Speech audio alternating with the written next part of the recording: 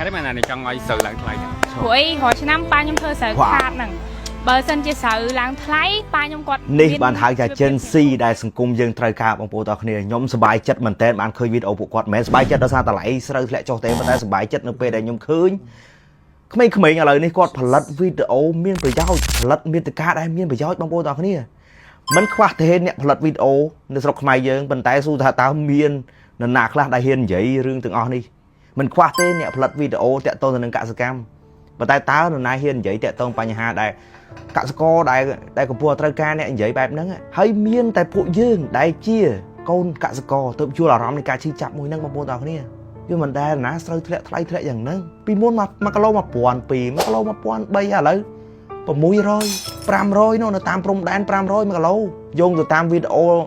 របស់បង The Morning បាន1គីឡូប៉ុន្មានបងឆ្នាំនេះបាន500ទេលោកគ្រូ520 520ចា